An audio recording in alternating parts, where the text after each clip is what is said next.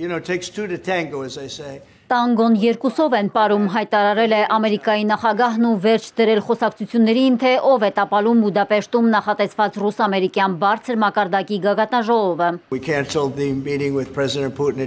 Մենք չեղարկել ենք նախագահ Պուտինի հետ հանդիպումը։ Ինձ թվաց, որ դա ճիշտ չի լինի, քանի որ չենք կարող հասնել այն ամենին, ինչը մեզ պետք է։ Այդ պատճառով էլ չեղարկել եմ հանդիպումը, բայց մենք կհանդիպենք հետագայում։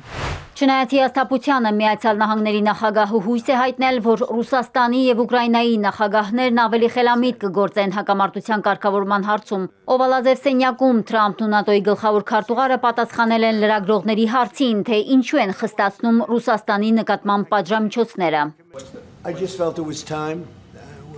Պարզապես հասկացա, որ արդեն ժամանակն է։ Մենք շատ երկար ենք սպասել։ Մարկ, ինչպես գիտես, մենք կարգավորել ենք Մերձավոր Արևելքի ու եւս 7 հակամարտություն՝ Պակիստան, Հնդկաստան, Ադրբեջան, Արմենիա։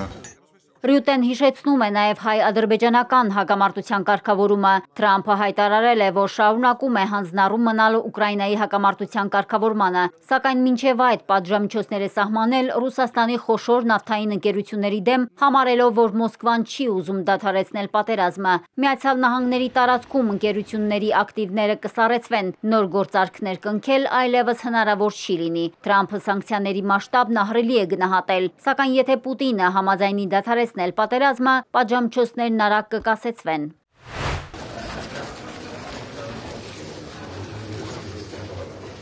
Ռուսաստանի տնտեսական մեկուսացման արշավին շարունակում է աջակցել նաև հին աշխարհը։ Եվրամիության երկրները հավանության են արժանացրել սանկցիաների 19-րդ փաթեթը, որը ներառում է ռուսական բնական գազի ներկրման արգելք։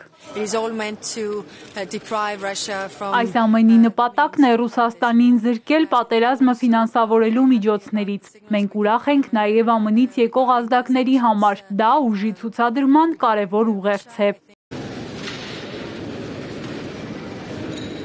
Բրյուսելյան գագաթնաժողովին մասնակցում է նաև Ուկրաինայի նախագահը։ Զելենսկին ուզում է, որ Ռուսաստանի նկատմամբ ճնշումը մեծացվի։ Պատժամիջոցների 19-րդ փաթեթի որոշումը շատ կարևոր է մեզ համար։ Այս որոշումն ընդունվել է նախագահ Թրամփի էներգետիկ ոլորտում սանկցիաներ կիրառելու որոշման հետ զուգահեռ։ Աստծու կամոք թող աշխատի։